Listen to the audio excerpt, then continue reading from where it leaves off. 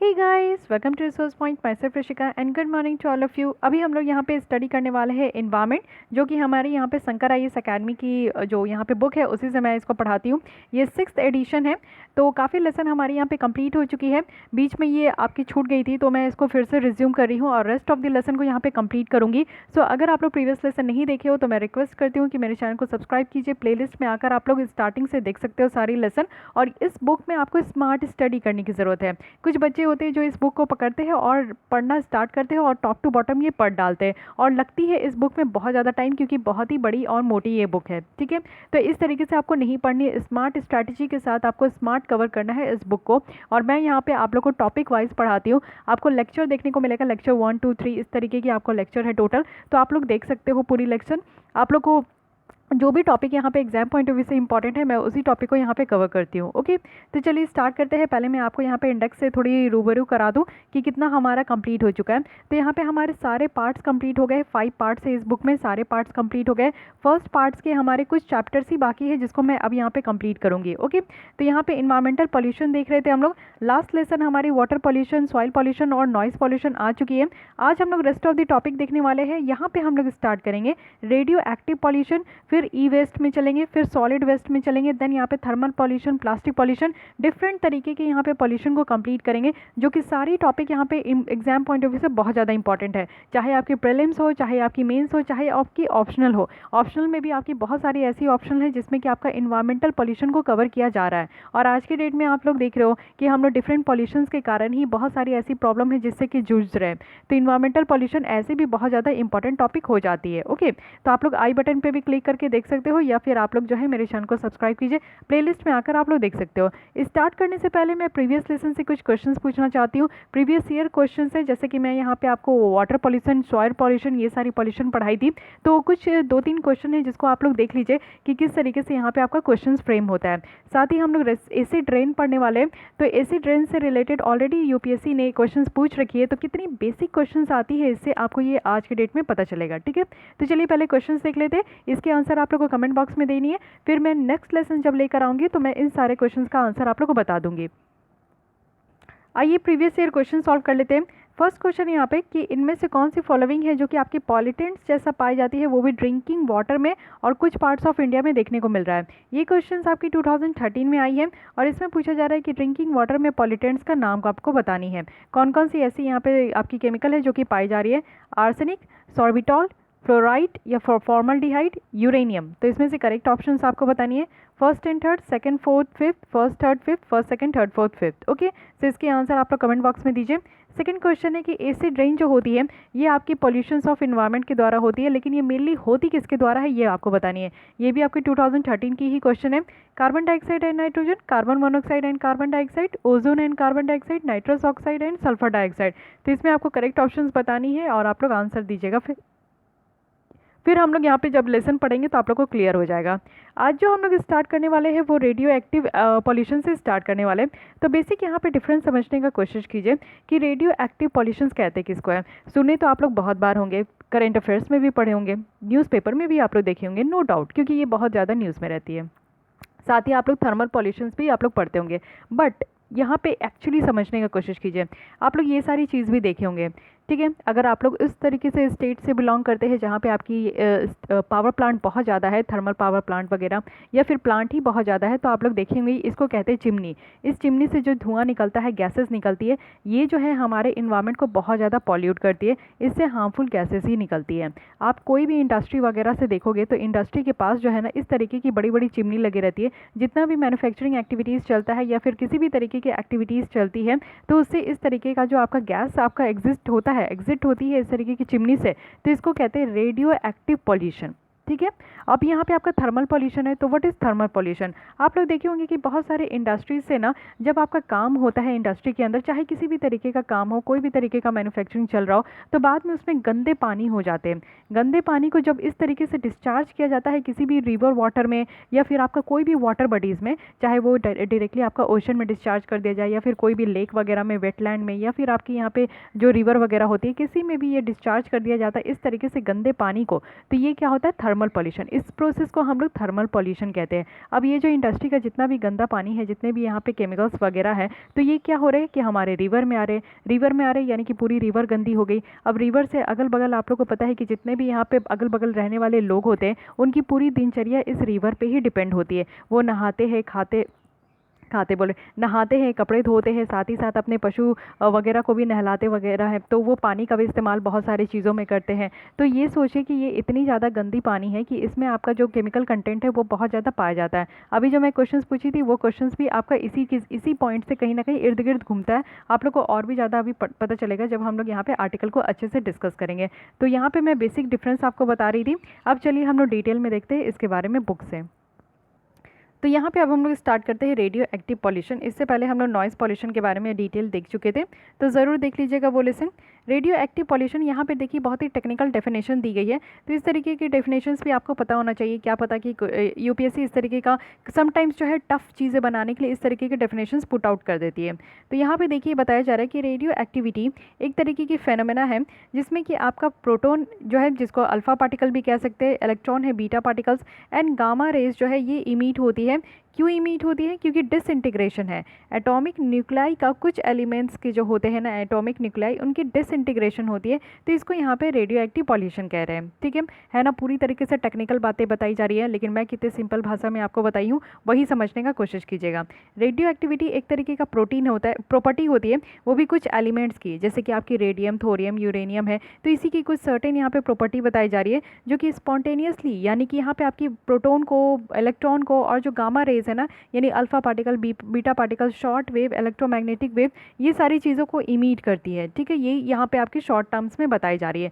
लेकिन मैंने जो बताया है आपको कि थर्मल पावर प्लांट हो गई या फिर न्यूक्लियर पावर प्लांट से जितनी भी यहाँ पे आपका जो चिमनी वगैरह से जो धुआं निकलते हैं ना, उसको मेनली हम लोग जो है एकदम लोकल लैंग्वेज में कहते हैं रेडियो एक्टिव पॉल्यूशन। ठीक है। अब यहाँ पे आपका टाइप्स ऑफ रेडिएशन बताया जा रहा है, जो कि एग्जाम पॉइंट ऑफ व्यू से बिल्कुल भी इंपॉर्टेंट नहीं है, बट फिर भी आप लोग देख लीजिए। यहाँ पे नॉन आयोनाइजिंग रेडिएशन है एंड आयोनाइजिंग रेडिएशन है। सो नॉन आयोनाइजिंग रेडिएशन जो है ना, सिर्फ उसको अफेक्ट करती है, उस कंपोनेंट को अफेक्ट करती है जो कि इस रेडिएशन को वो एब्जॉर्ब करती है, और उसमें लो पेनेट्रेशन का जो है इफेक्ट होता है। आयोनाइजिंग रेडिएशन की बात करें जिसमें कि हाई पेनेट्रेशन पावर होते हैं, और इससे जो है ना मैक्रो जो मॉलिक्यूल्स होते हैं वो यहाँ पे ब्रेक डाउन हो जाते हैं, टूट जाते हैं। ठीक है, तो बेसिकली थोड़ा सा ध्यान रखिएगा। अब रेडिएशन पार्टिकल्स की भी यहाँ पे आपका टाइप बताया जा रहा है। जैसे कि यहाँ पे अल्फा पार्टिकल्स है, तो ये आपका कुछ भी पीस ऑफ पेपर के द्वारा या फिर हमारे ह्यूमन स्किन है तो इसके द्वारा ब्लॉक हो जाती है।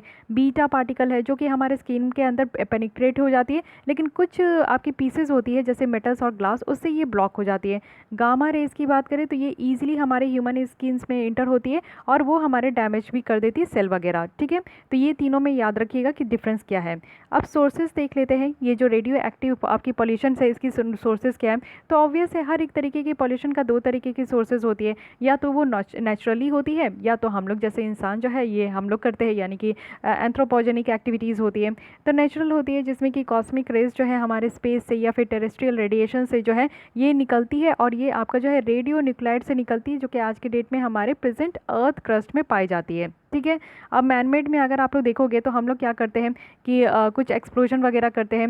न्यूक्लियर पावर प्लांट है हमारे यहाँ, न्यूक्लियर वेपन है जिसका इस्तेमाल वगैरह किया जाता है। ट्रांसपोर्टेशन करते हैं न्यूक्लियर मटेरियल का, या फिर न्यूक्लियर वेस्ट का डिस्पोजल हो जाता है। यूरेनियम माइनिंग है, रेडिएशन थेरेपी है। तो ये सारी चीज़ हमारे द्वारा किया जा रहा है, जिसके थ्रू जो है इस तरीके की पॉल्यूशन हो रही है। इससे इफेक्ट क्या हो रहा है ये समझने की कोशिश कीजिए, ये अगेन वेरी इंपॉर्टेंट है। जो इफेक्ट है रेडियो एक्टिव पॉल्यूटेंट का, वो हमारे जो है हाफ लाइफ में, ये डिपेंड करता है हाफ लाइफ में, एनर्जी रिलीजिंग कैपेसिटी में, रेट ऑफ डिफ्यूजन में, रेट ऑफ डिपोजिशन में, और वेरियस यहाँ पे इन्वायरमेंटल फैक्टर्स है जैसे कि विंड है, टेम्परेचर है, आपकी रेनफॉल है। तो ये सारी चीज़ भी इसके इफेक्ट को काफ़ी ज़्यादा इन्फ्लुएंस करती है। तो पॉल्यूटेंट का डिपेंड किसके करता है, ये लाइफ पे डिपेंड करता है। उसके बाद जो है एनर्जी रिलीजिंग कैपेसिटी, यानी कि कोई भी सब्सटेंस कितना ज़्यादा एनर्जी रिलीज़ करी है, या फिर डिफ्यूज़ कितने रेट से हो रही है, या फिर वो पॉल्यूटेंट डिपॉजिट कितने रेट से हो रही है। ठीक है, या फिर इस तरीके के पॉल्यूटेंट जो है वो विंड के कारण उनकी जो है आपके पॉल्यूटेंट की कैसी रफ्तार है, क्या वो सेटल डाउन हो रही है या फिर आपका वैनिश हो रहा है, टेम्परेचर के अगर टेम्परेचर बढ़ रही है घट रही है तो फिर ये पॉल्यूटेंट का क्या यहाँ पे आपका इफेक्ट है, रेनफॉल के कारण क्या इफेक्ट है। तो ये सारी चीज़ों पे जो है ना यहाँ पे आपका इफेक्ट देखने को मिलता है। साथ ही साथ यहाँ पे आपका डिटेल बताया जा रहा है आयोनाइजिंग और नॉन आयोनाइजिंग रेडिएशंस के बारे में, जो कि अगेन हमारे एग्जाम पॉइंट ऑफ व्यू से बिल्कुल भी इंपॉर्टेंट नहीं है। ठीक है, इतना अंदर जो है इन्वायरमेंट में आपको घुसने की ज़रूरत नहीं है, ये बेसिक चीज़ें आपको पता होना चाहिए। कंट्रोल मेजर्स आप लोग देख लीजिए कि कंट्रोल मेजर्स क्या है। तो यहाँ पे बताया जा रहा है कि प्रिवेंशन एक तरीके का बेस्ट कंट्रोल मेजर्स है और यहाँ पे कोई भी तरीके का क्योर नहीं है। जो रेडिएशन डैमेज करती है ना, उसके कारण कोई भी आपका क्योर नहीं है। सारी सेफ्टी मेजर्स जो है वो स्ट्रिक्टली इन्फोर्स किया जाना चाहिए। लीकेज जो होती है रेडियो एक्टिव एलिमेंट पे, वो टोटली चेक होना चाहिए। सेफ डिस्पोजल होना चाहिए, कोई भी रेडियो एक्टिव वेस्ट है ना उसको सही तरीके से डिस्पोज करना चाहिए। रेगुलर मॉनिटरिंग होना चाहिए, सेफ्टी मेजर्स लेकर चलना चाहिए। जितने भी न्यूक्लियर एक्सीडेंट वगैरह होते हैं, जैसे कि आप अभी देखे थे विजाक गैस लीक हो गई थी आंध्र प्रदेश में, यानी कि विशाखापट्टनम में अभी जो हुई थी, तो वो सारी क्या थी, वो आपकी गैसेस लीक हो रही थी, जिससे कि कई लोगों की जान चली गई, कई लोग बेहोश हो गए, कई लोगों की अनसर्टिनिटी है कि आगे चलकर उनको बहुत सारे डिजीज़ हो सकते हैं, कैंसर वगैरह होने की भी चांसेस है। तो ये सारी चीज़ें क्या बताई जाती है, न्यूक्लियर एक्सीडेंट हो जाती है या फिर इस तरीके का जो है आपका अनकंडीशनल एक्सीडेंट हो जाता है। तो इससे भी कंट्रोल क्या है कि इससे बेस्ट चीज़ें क्या है कि प्रिवेंशन लेना चाहिए। कहीं पर न्यूक्लियर एक्सप्लोजन हो गया तो इससे भी बहुत तरीके के जो है आपकी गैसेस निकलती है। अप्रोप्रिएट स्टेप्स लेना चाहिए जिससे कि हम लोग जो है ऑक्यूपेशनल एक्सपोजर्स को यहाँ पे प्रोटेक्ट कर सकें। तो ये सारी कुछ कंट्रोल मेजर्स है जो कि लिया जाना चाहिए। ठीक है, अब यहाँ पे हम लोग बात करेंगे ई वेस्ट के बारे में। ई वेस्ट के बारे में आप लोग को पता है कि हमारी सरकार जो है ऑलरेडी इसके ऊपर काफ़ी ज़्यादा परेशान है, यानी कि इलेक्ट्रॉनिक वेस्ट। जो आज की डेट में मेरे लेक्चर अगर आप लोग टैब में देख रहे हो, लैपी में देख रहे हो या फिर आप लोग मोबाइल में देख रहे हो, तो एक दिन के बाद तो ये कचरा हो जानी है, किसी न किसी दिन तो ये वेस्ट होनी है, आपको इसको फेंकना ही है, रिप्लेस करना ही है कि नहीं। तो ये जब आप लोग छोड़ दोगे इसका इस्तेमाल करने, तो उसको क्या बोलेंगे, वो हमारे कचरे हो गए, यानी कि इलेक्ट्रॉनिक वेस्ट हो गए। फिर उसका क्या करना है, कैसे उसको मैनेज करना है, ये सारी चीज़ों के बारे में हम लोग देखेंगे।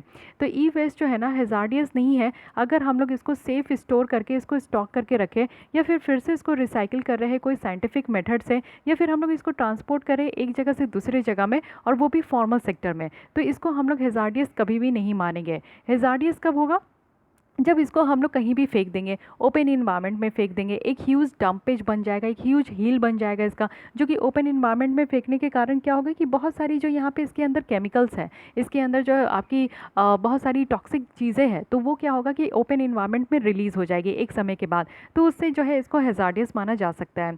जो ई वेस्ट है ना, उसको हम लोग हैज़ार्डियस भी कंसिडर कर सकते हैं अगर ये रिसाइकिल भी होगी प्रिमिटिव मेजर्स के द्वारा, यानी कि नहीं भी हो सकती या फिर हो भी सकती है। ठीक है, तो ये तो बातें रही। यहाँ पे कुछ बताया जा रहा है सोर्सेज और उसकी हेल्थ इफेक्ट भी देख लेते हैं, यानी कि कुछ कुछ केमिकल है, इसका सोर्सेज और हेल्थ इफेक्ट आपको पता होना चाहिए। जैसे कि लीड है, तो लीड से आपका हेल्थ इफेक्ट क्या होता है, लीड बहुत ही डेंजरस होते हैं, हमारे नर्वस सिस्टम को ही ये जो है डैमेज करती है। अब आपकी बॉडी में जब भी नर्वस सिस्टम पे अटैक होगा ना, तो इट मीन्स कि आपकी कोई ना कोई पार्ट कहीं ना कहीं पैरालिसिस भी हो सकती है, उस पार्ट में आपकी बहुत ज़्यादा पेन होगी। तो ये सारी चीज़ें आप समझ सकते हो कि लीड के कारण होती है। तो यहाँ पे क्या है कि ब्लड सिस्टम में प्रॉब्लम है, किडनी में प्रॉब्लम है, रिप्रोडक्टिव सिस्टम में प्रॉब्लम हो सकती है, इवन ये हमारी जो है ब्रेन डेवलपमेंट में भी, जो बच्चों की ब्रेन डेवलपमेंट है उसमें भी कहीं ना कहीं प्रॉब्लम होती है।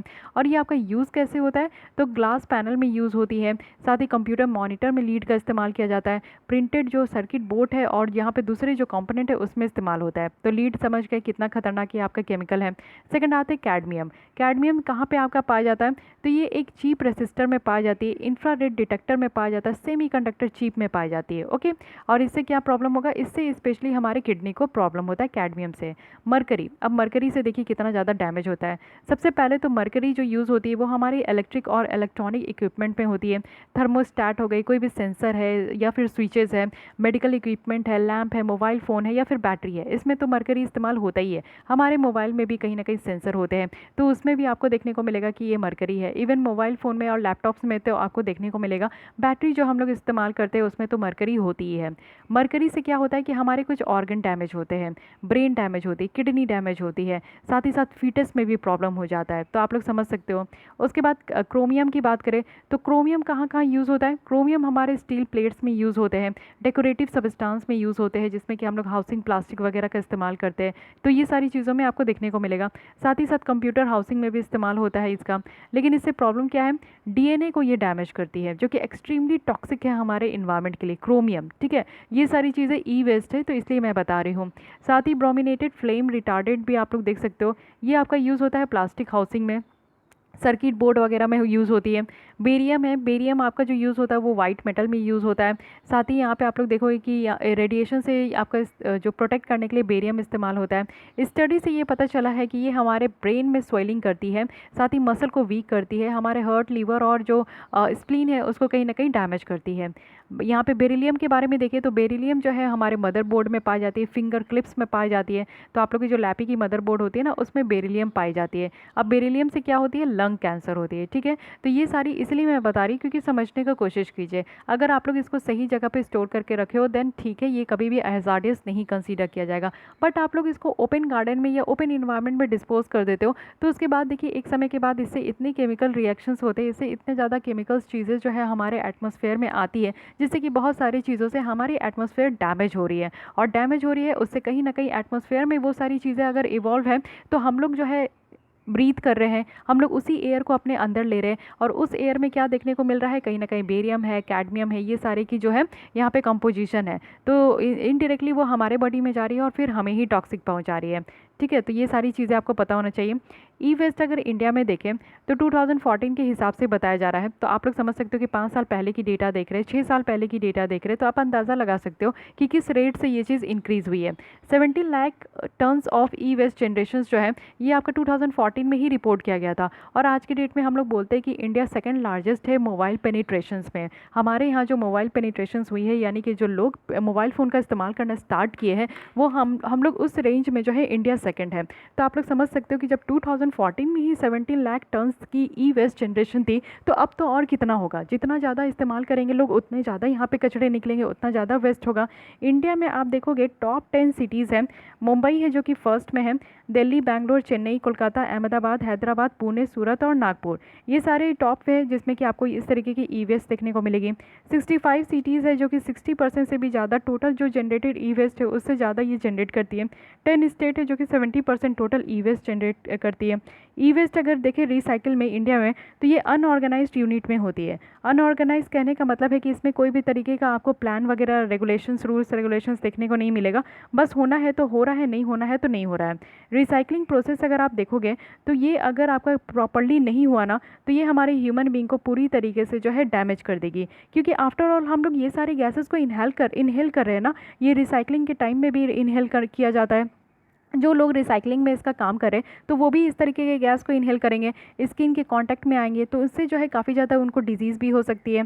प्रॉपर एजुकेशन, अवेयरनेस, ये सारी चीज़ें बहुत ज़्यादा ज़रूरी है कि किस तरीके से टेक्नोलॉजी का इफेक्टिव कॉस्ट हम लोग अल्टरनेटिव लेकर आएँ। ठीक है, तो ये तो रही ई वेस्ट के बारे में थोड़ी बहुत न्यूज़।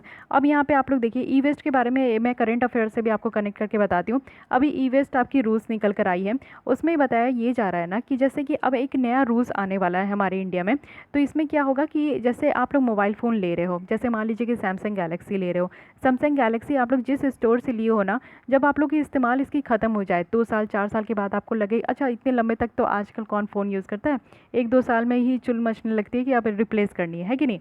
तो अगर 1 साल ही मैक्सिमम लेके चलती हूँ, 1 साल 1.5 साल में अगर आपको लगे कि नहीं अब रिप्लेस करनी है, इस फ़ोन का कोई इस्तेमाल नहीं है, तो आप वापस से उसी स्टोर में जाकर आपको दे देना है जिस स्टोर से आपने परचेज़ करी थी। या फिर चलिए सैमसंग की कोई भी स्टोर आपकी सिटी में अवेलेबल है, या किसी भी सिटी में आप लोग जा रहे हो, 1 साल के बाद ये भी होता है कि आप कहीं उस सिटी को छोड़ के कहीं और चले जाओ, तो वहाँ पर भी सैमसंग जो स्टोर है ना उसमें आप इस तरीके का जो है अपनी मोबाइल फ़ोन दे दो, उसके बदले में आपको कुछ पेमेंट दिया जाएगा। ठीक है, तो ये एक बेटर ऑप्शन है। इससे क्या होगा ना कि आप तो है एक तरीके का ये ई वेस्ट कचरा कहीं भी डिस्पोज नहीं करोगे, डस्टबिन में नहीं फेंकोगे, बाहर कहीं भी यूँ नहीं फेंक दोगे, इस तरीके का आप लोग नहीं करोगे। एक सही जगह पे ये चला जाएगा, वापस से इसको रिसाइकिल किया जाएगा, फिर जो है हमारे कंट्री की जो रिसोर्सेज है वो बच पाएगी। ठीक है, और हमारी कंट्री में हमारी इन्वायरमेंट की जो यहाँ पे कंडीशन है वो बच पाएगी, हम जैसे ह्यूमन बींग की कंडीशंस बच पाएगी। तो इसको ध्यान रखिएगा। अब आते हैं यहाँ पे सॉलिड वेस्ट के बारे में। तो सॉलिड वेस्ट तो कभी भी पीछा छोड़ने वाला है नहीं। ठीक है, तो अब तो आता है, आप लोग के भी घर में आता होगा, गाड़ी वाला आया है कचरा निकाल। ठीक है, तो ये तो सॉलिड वेस्ट को यहाँ पे कलेक्ट करने के लिए आते हैं। तो सॉलिड वेस्ट जो है इसको डिस्कार्ड किया जाता है। और सॉलिड वेस्ट का मतलब होता है कोई भी गार्बेज या फिर रिफ्यूज़ या फिर आपका छोड़ दिया गया वेस्ट वाटर ट्रीटमेंट प्लांट होती है, या फिर एयर पॉल्यूशन कंट्रोल फैसिलिटी है, कोई भी दूसरी डिस्कार्डेड मटेरियल जिसमें कि आपके सॉलिड, लिक्विड, सेमी सॉलिड या फिर कंटेन गैसेस मटेरियल है, तो उसको यहाँ पे सॉलिड वेस्ट के कैटेगरी में रखा गया है। ठीक है, कमर्शियल हो या फिर आपके हाउस से हो या फिर माइनिंग सेक्टर से हो, एग्रीकल्चर ऑपरेशन से हो, या फिर कोई भी कम्युनिटी एक्टिविटीज़ से हो, ये सारी चीज़ें हमारे सॉलिड में आती है, सॉलिड वेस्ट में आती है। ठीक है, अब यहाँ पे आप लोग देख लीजिए, क्योंकि इतना ज़्यादा डिस्क्राइब करके यहाँ पे इसलिए बताया गया ना कि यूपीएससी क्या करती है ना कि इसको पॉइंट वाइज आपका डाल देती है कि आप बताइए कि सॉलिड वेस्ट किसको कहते हैं, कहाँ कहाँ से निकलने वाला कचरा को सॉलिड वेस्ट कहते हैं। सो सारे कचरे आप लोग इस दुनिया में जो भी कचरा देख रहे हो ना, बस कचरा जो कि आपको लगता है कि नहीं अब इसको इस्तेमाल नहीं कर सकते, तो बस वो आपका कचरा हो गया। ठीक है, अब आते हैं एक प्लास्टिक वेस्ट, जो कि आज के डेट में बहुत ज़्यादा प्रॉब्लम है, बहुत ज़्यादा प्रॉब्लम है, और सारे एग्जाम्स इसको कवर कर रहे हैं। इवन इंटरव्यू में भी पूछा जा रहा है कि प्लास्टिक वेस्ट को किस तरीके से आप मैनेज करोगे। ठीक है, तो ये भी आप लोग ध्यान रखिएगा।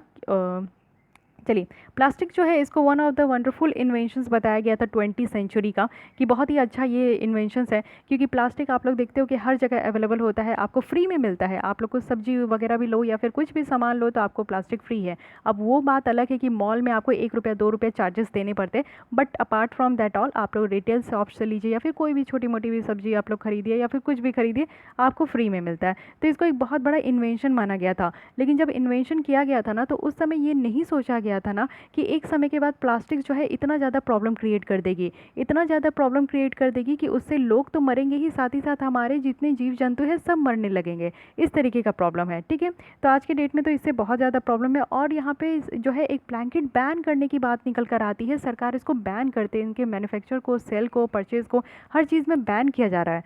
तो सोर्स है कि वेस्ट प्लास्टिक की जनरेशन की सोर्सेज क्या है। सबसे बड़ी सोर्सेज तो आपको घर ही देखने को मिलेगा। अपने भी घर में आप लोग देख सकते हो कितना ज़्यादा प्लास्टिक होगा, कहीं ना कहीं तो ज़रूर होगा।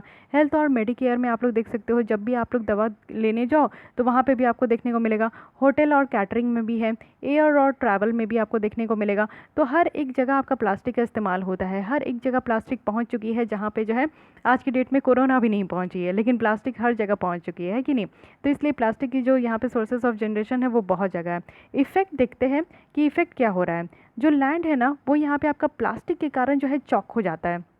लैंड में आप देखोगे क्या होता है कि आपका प्लास्टिक जो है इधर उधर फेंका रहता है। प्लास्टिक के अंदर जो है बहुत सारे जो है, आप लोग मोहल्ले में ही घर के बाहर निकल के देखो ना, अगल बगल आपको दिख जाएगा कि प्लास्टिक में भर के कचरा जो है ना ऐसे ही फेंक देते हैं, और उससे क्या होता है कि कुत्ते वगैरह जो है उसको रोड वगैरह में ले आते हैं। तो उससे क्या होता है कि बहुत ही ज़्यादा, एक तो अगली लगता है, देख के एकदम बेकार सा लगता है, खूबसूरती बिगड़ रहा है बाहर की। उसके बाद अनहाइजीनिक लगती है कि नहीं, बहुत ही ज़्यादा बदबू भी देती है, अनहाइजीनिक है। कन्वेंशनल प्लास्टिक की बात करूँ तो ये आपका रिप्रोडक्टिव प्रॉब्लम के साथ एसोसिएटेड है, जो कि ह्यूमन बींग्स में भी देखने को मिलेगा और वाइल्ड लाइफ में भी देखने को मिलेगा।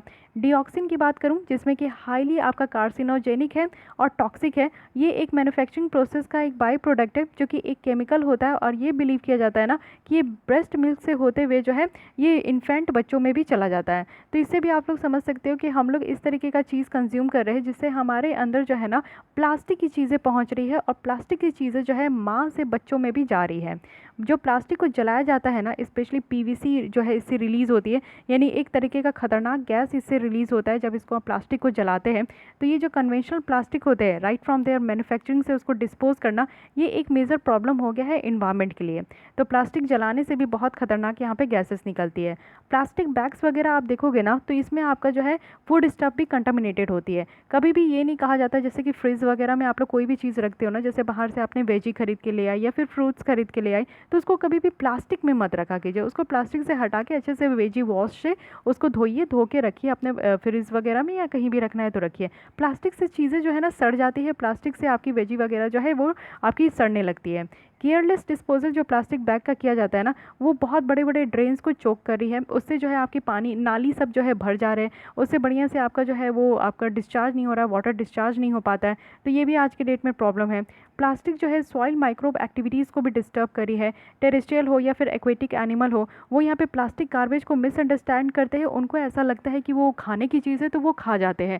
बहुत सारी वीडियोज़ और मैं मेम्स भी ऐसी देखी हूँ जिसमें ये दिखाया जा रहा है, जो स्ट्रीट डॉग्स होते हैं, जो गाय वगैरह होते हैं, वो चलते चलते आप देखोगे गाय को, तो देखोगे कि वो पूरा प्लास्टिक के साथ ही सारी चीज़ें जो है अंदर ले लेते हैं, खा जाते हैं, बाद में उनका जुगाली करते हैं, वो धीरे धीरे खाते हैं। तो इससे जो है ना बहुत टन्स ऑफ जो है प्लास्टिक्स गाय के पेट से निकाला गया था, उनकी डेथ हो गई थी। तो उसके बाद उनके जो पोस्टमार्टम करने के बाद जो है पेट से निकाला गया था। कई सारे ऐसे स्ट्रीट डॉग्स भी हैं जिनका डेथ हो रहा था, तो उनकी रीजंस जो थी वो इस तरीके की प्लास्टिक्स थी, जो कि हम लोग इतने आसानी से फेंक देते हैं, लेकिन कभी ये नहीं सोचते कि उसके हमारे फेंकने के कारण किसी की डेथ हो रही है।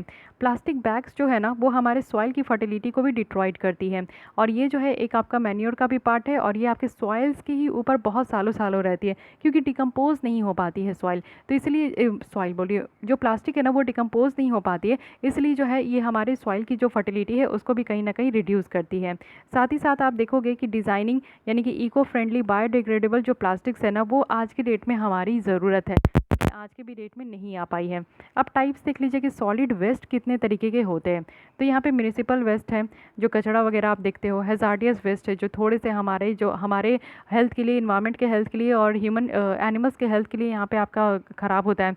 बायोमेडिकल यहाँ पे वेस्टेज है, और हॉस्पिटल से निकलने वाले कचरे हैं। म्यूनिसिपल सॉलिड वेस्ट है, इसमें कौन कौन से होते हैं, तो हाउस होल्ड वेस्ट होते हैं, जो हमारे घर का कचरा होता है। मान लीजिए कहीं पे कंस्ट्रक्शंस वगैरह का काम चल रहा है, घर बन रहे, बिल्डिंग बन रही है, रोड बन रही है, तो उस समय भी जो कचरे होते हैं उसको हम लोग सॉलिड वेस्ट कहते हैं। डिमोलिशन डेब्रिस होते हैं, मान लीजिए किसी घर को गिरा दिया गया, अतिक्रमण बहुत आज के डेट में सरकार का चल रहा है, तो वो रोड वगैरह तोड़ के चले जाते हैं, जो उनके सरकारी ज़मीन पे कोई भी घर बनाया है, दुकान बनाया है, उसको तोड़ के चले जाते हैं, तो उसको भी यहाँ पे सॉलिड वेस्ट के ही कैटेगरी में रखा गया है।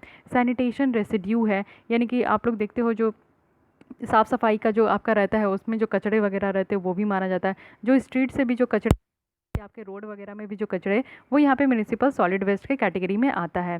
यहाँ पे आप देखोगे अर्बनाइजेशन बहुत बढ़ रही है, यानी कि शहरीकरण। लोग जो है अपने गाँव को छोड़कर शहर में आके बस रहे हैं, उनकी लाइफस्टाइल बहुत ज़्यादा चेंज हो रही है। हमारी फूड हैबिट भी बहुत ज़्यादा चेंज हो रहा है। फूड हैबिट चेंज क्या हो रहा है, हम लोग बर्गर, पिज्ज़ा, ये सारी चीज़ें ज़्यादा यहाँ पे कंज्यूम कर रहे हैं, तो जो अमाउंट है म्यूनिसिपल सॉलिड वेस्ट का ना वो भी बढ़ते जा रही है। और 1947 में कुछ सिटीज़ और जो टाउन थे इंडिया में, वो यहाँ पे एस्टिमेट लगाया जा रहा है कि सिर्फ आप लोग देखोगे कि 6 million tons of solid waste ही जनरेट होती थी, लेकिन 1997 में आते आते ये कितना बढ़ गया है, 48 मिलियन टन्स, 25% तक बढ़ चुकी है। ये तो 1997 की बताई जा रही है, और आज हम लोग कहाँ खड़े, 2000 में खड़े। तो आप लोग समझ जाइए कि मोर देन 50 मिलियन टन्स जो है हम लोग यहाँ पे सिर्फ सॉलिड वेस्ट ही यहाँ पे जो है जनरेट हो रही है।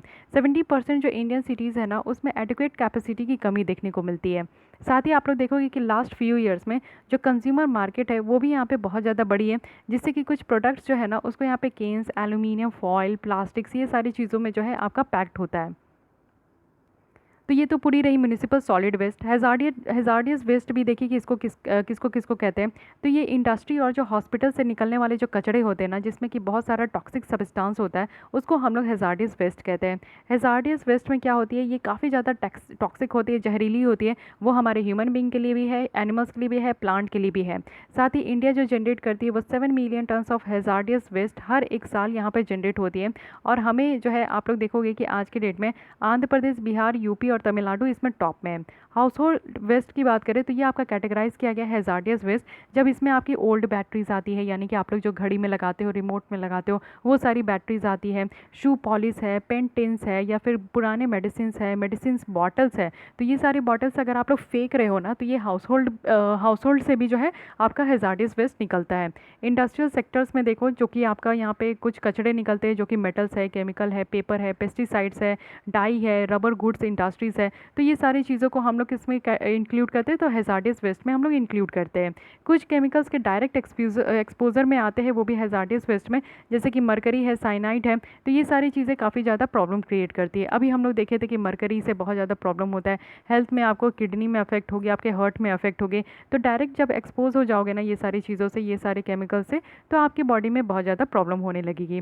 थर्ड आते हैं हम लोग हॉस्पिटल वेस्ट। तो हॉस्पिटल वेस्ट में भी आप लोग समझ रहे हो कि जब किसी भी लोगों को यहाँ पे डायग्नोस किया जाता है, ट्रीटमेंट किया जाता है, या इम्यूनाइजेशन दी जाती है, चाहे वो ह्यूमन बींग हो चाहे वो एनिमल हो, ये रिसर्च एक्टिविटीज़ में, तो यहाँ पे बहुत तरीके के कचरे जो है वो आपके निकलते हैं। ये सारी केमिकल्स होती है, जैसे कि फॉर्मल्डिहाइड है, फेनॉल्स है, जिसको यहाँ पे डिसइंफेक्ट करने में भी इस्तेमाल किया जाता है। मरकरी है, जो कि थर्मामीटर में इस्तेमाल होती है, जो कि हमारे बीपी को मेजर्स करती है।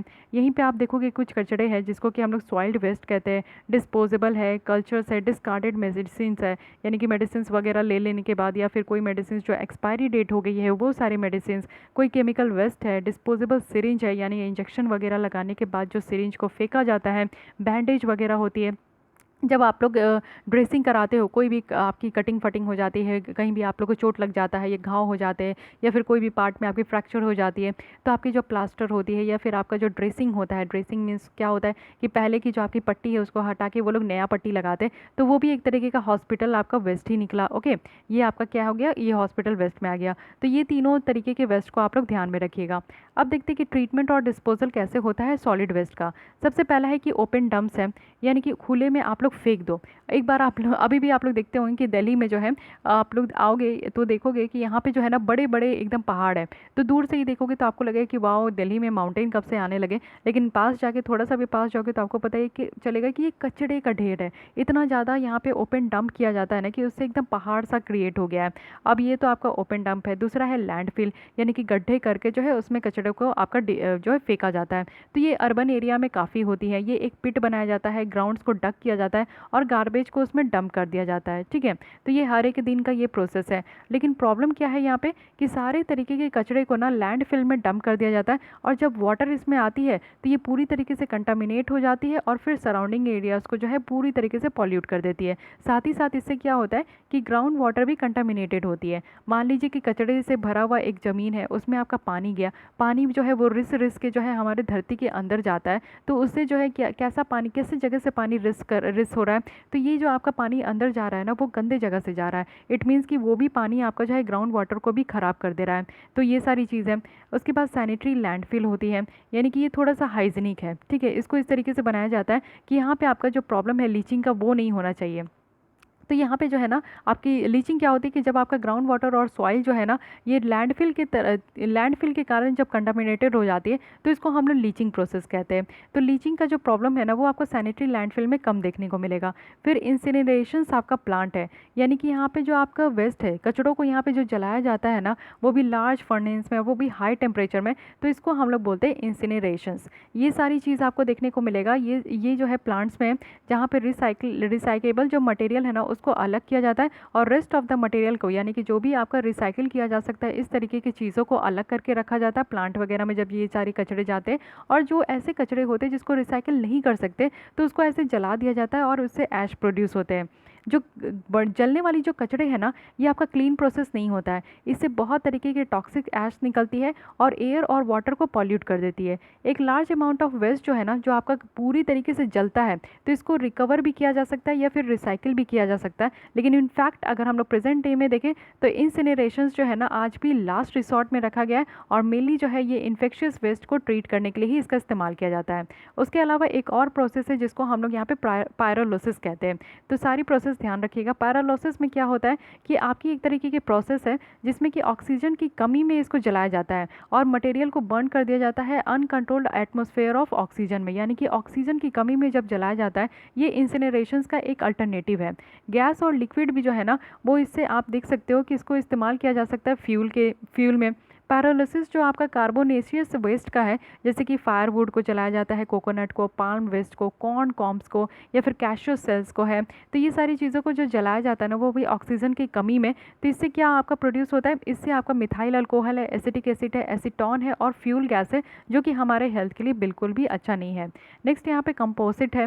कंपोस्टिंग किया जाता है, एक बायोलॉजिकल प्रोसेस है जिसमें कि माइक्रो ऑर्गेनिजम्स जैसे कि फंजाई है, बैक्टीरिया है, वो यहाँ पे जो है डिकम्पोज करते हैं जितने भी डिग्रेडेबल ऑर्गेनिक वेस्ट है, वो भी ह्यूमस पे इनको जो है आपका डिकम्पोज किया जाता है। और ये कैसे किया जाता है, तो यहाँ पे ऑक्सीजन की प्रेजेंस के समय ही इसको किया जाता है। ये जो फिनिश्ड प्रोडक्ट होते हैं ना, जैसे कि आपका ये सॉइल जैसा दिखते हैं, तो ये आपके कार्बन में, नाइट्रोजन में बहुत हाई होते हैं और एक्सीलेंट मीडियम होते हैं प्लांट्स के ग्रोथ के लिए। ठीक है, तो ये कंपोस्टिंग किया जाता है, यानी कि माइक्रो ऑर्गेनिजम्स के हेल्प से जो है इस तरीके का आपका ये काम किया जाता है जिससे कि कचरे वगैरह जो है मैनेज हो जाए। वर्मी कल्चर है, again it is very important term. Vermi culture को हम लोग यहाँ पे अर्थ वॉर्म फार्मिंग भी कहते हैं। इस मेथड में क्या होता है कि अर्थ वॉर्म जो है ना उसको कंपोस्ट में ऐड किया जाता है, और ये वॉर्म जो है कचड़े को छोटे छोटे टुकड़ों में आपका तोड़ देते हैं और ये आपका एक्सक्रीटा में आपका ऐड हो जाता है, वो भी वॉर्म्स के। तो ये इस तरीके से आपका वर्मी कल्चर होता है। ठीक है, बहुत सारे अर्थ वॉर्म होते हैं ना, जैसे कि लाइकेन वगैरह, आपका जो है कैसे बताऊँ, वो एकदम से छोटे छोटे अर्थ वॉर्म होते हैं, वो बहुत ही ज़्यादा जो है खाद बनाते हैं मिट्टी में। जब भी जो भी आपका पौधा वगैरह लगाया जाता है ना तो उसमें आप लोग थोड़ा सा ना आपके इस तरीके का अर्थ वॉर्म होना चाहिए, तो वो सॉइल को भी फर्टाइल बनाते हैं, आपके मैन्योर का भी काम करते हैं। ठीक है, अब यहाँ पे है वेस्ट मिनिमाइजेशन सर्कल्स। तो ये एक तरीके का वेस्ट मिनिमाइजेशन सर्किल है जिसमें कि कचरे को ही यहाँ पे कम से कम मिनिमाइज़ करने की कोशिश करते हैं। यहाँ पे स्मॉल और मीडियम इंडस्ट्रियल क्लस्टर होते हैं, वो भी वेस्ट मिनिमाइजेशन में। और ये कहाँ होते हैं? तो यहाँ पे इंडस्ट्रियल प्लांट में ही ये होती है। ये आपका असिस्ट किया गया था वर्ल्ड बैंक के द्वारा, और इसमें जो हेल्प मिली थी ऑब्वियस है कि ministry of environment and forest affairs, forest है जो कि यहाँ पे नोडल मिनिस्ट्री है। ये जो प्रोजेक्ट है ये आपका इंप्लीमेंट किया गया था नेशनल प्रोडक्टिविटी काउंसिल जो कि न्यू दिल्ली के है, तो उनके तरफ से। तो ये इनिशिएटिव बहुत ही पुरानी है, जैसे कि आप देख सकते हो 1992 के ही टाइम पे था जब बहुत ज़्यादा पॉल्यूशन हो गया था, तब इस तरीके की इनिशिएटिव आपका लाया गया था। ओके, तो अब देख लेते हैं थर्मल पॉल्यूशन भी। अभी जो स्टार्टिंग में मैं आपको पिक्स दिखाई थी कि थर्मल पॉल्यूशन है क्या। थर्मल पॉल्यूशन बस वही है जो कि आपका हॉट वाटर को डंप किया जाता है, वो भी फैक्ट्रीज वगैरह से, और कहाँ पे? तो रिवर, लेक्स या फिर कहीं भी वाटर बॉडीज़ में आपका डंप कर दिया जाता है। जिससे क्या होता है ना कि आपके जो हमारी जो इकोसिस्टम है, मैराइन इकोसिस्टम है, वो कहीं ना कहीं बहुत ज़्यादा हर्ट हो जाती है। ठीक है, क्योंकि इस तरीके का गंदा पानी फेंकने से जो है हमारे जीव जंतु बहुत परेशान होते हैं, साथ ही साथ मछलियाँ भी बहुत ज़्यादा डेथ हो जाती है। और हाई टेम्परेचर होते हैं क्योंकि गर्म पानी जाती है, और गर्म पानी से आप लोग को पता है कि पानी में जो है ना आपकी जितनी भी मैराइन आपकी ऑर्गेनिजम्स रहती है उनको इतना ज़्यादा गर्म पानी जो है वो बर्दाश्त नहीं कर पाते। कुछ ऑर्गेनिजम्स जो डेथ हो जाते हैं, इवन हमारे कोरल्स जो है वो भी यहाँ पे हाई टेम्परेचर को बर्दाश्त नहीं कर पाते हैं। मेजर सोर्सेज आप लोग समझ ही चुके हो कि ये जो है आपका पावर प्लांट से होता है। साथ ही यहाँ पे वाटर को यूज़ किया जाता है एज ए कूलिंग एजेंट, वो भी इंडस्ट्रियल फैसिलिटीज़ में, या फिर शोर लाइन में डिफॉरेस्टेशन हो रही है, पेड़ों की कटाई हो रही है, तो भी यहाँ पे गंदा पानी जो है आपका, गंदा चीज़ जो है आपकी यहाँ पे पानी में आ जाती है। सॉइल इरोजन हो रहा है, तो इससे भी जो है ना मिट्टी की ऊपरी परत जो है आपकी एक जगह से दूसरी जगह डिस्प्लेस हो रही है और रिवर में आ जाती है। एक लॉजिकल इफेक्ट क्या होता है कि इससे जो है ना ऑक्सीजन की सप्लाई कम हो जाती है, क्योंकि जल्दी से अगर गर्म पानी अगर जाती है ना तो ऑक्सीजन की सप्लाई कम हो जाती है, इकोसिस्टम कंपोजिशंस को बहुत ज़्यादा अफेक्ट करती है। तो ये सारी चीज़ें तो मैं आपको बता दी, बहुत ही ज़्यादा बुरी तरीके से यहाँ पे अफेक्ट होता है। कंट्रोल मेजर्स क्या लिया जा रहा है कि आपको पता है कि अभी करंट में चल रहा है आपका कोरल रीजनरेशंस प्रोसेस। तो कोरल जो है उसको रीजनरेशंस प्रोसेस को लिया जा रहा है कि जितने भी कोरल्स डेथ हो रहे हैं, क्योंकि हमारे कंट्री में जो है इस समय इस सारी चीज़ों से ना बहुत ज़्यादा कोरल जो है वो यहाँ पे डेथ हो रहे हैं। तो कोरल हमारी एक नेचुरल ब्यूटी है जो कि इकोसिस्टम, मैराइन इकोसिस्टम को मेंटेन करती है। तो इस तरीके के इकोसिस्टम को मेंटेन करने वाली चीज़ों को हम लोग को प्रिवेंट करना बहुत ज़्यादा ज़रूरी है। तो इसीलिए अभी करेंटली आपका ये प्रोग्राम चलाया जा रहा है। साथ ही यहाँ पे बताया जा रहा है कि थर्मल पॉल्यूशन को प्रिवेंट किया जाएगा, वो भी डी वेजिटेशंस के थ्रू। यानी कि यहाँ पे प्रिस्क्रिप्शंस दिया गया है जो काफ़ी सिंपल है, यानी कि यहाँ पे आपका डीवेजिटेट नहीं करना है, और कुछ जो ट्रीज़ के यहाँ पे स्ट्रिप्स होते हैं पानियों के बगल में, रिवर के जो वाटर बॉडीज़ के बगल में, उसको रहने देना है। यानी कि पूरी तरीके से डिफॉरेस्टेशन नहीं करना है, क्योंकि यहाँ पे कोस्ट लाइन में आप देखोगे जब यहाँ पे आपकी रिवर होती है या फिर कहीं भी आपका ओशन वगैरह होता है, उसमें पेड़ वगैरह होते हैं ना, तो इस तरीके से जो है पेड़ के जो आपकी जड़ होते हैं या पेड़ के जो स्टीम्स होते हैं वो बहुत सारी चीज़ों को जो है फ्लो होने में रोकते हैं, एक बैरियर का काम करते हैं। तो इससे पानी जो है डायरेक्टली गंदा नहीं हो पाता है। ठीक है, ये सारे एफर्ट्स लिए जाते हैं जिससे कि सारी चीज़ें ठीक हो सके, वाटर क्लीनर हो सके और कोल्ड भी रह सके। ओके, सो गाइज आज के लिए बस इतनी ही रखते हैं। नेक्स्ट हम लोग स्टार्ट करेंगे प्लास्टिक पॉल्यूशन के साथ, और रेस्ट ऑफ द टॉपिक को यहाँ पे कंप्लीट करेंगे। ओके, सो इसको भी जल्दी से करके हम लोग इसको कंप्लीट कर देंगे। इस बुक को बस कुछ ही टॉपिक बची हुई है, बाकी आप लोग की रेस्ट ऑफ द लेसन यहाँ पे कंप्लीट है। सो आज के लिए बस इतना ही। अगर आपको ये लेसन अच्छी लगती है, हेल्पफुल लगती है, तो ज़रूर लाइक कीजिए, अपने दोस्तों के साथ भी शेयर कर सकते हो, और फिर भी कोई भी डाउट, कोई सजेशन है तो you are free to comment, and make sure कि आपने मेरे चैनल को सब्सक्राइब कर लिया है। Thank you.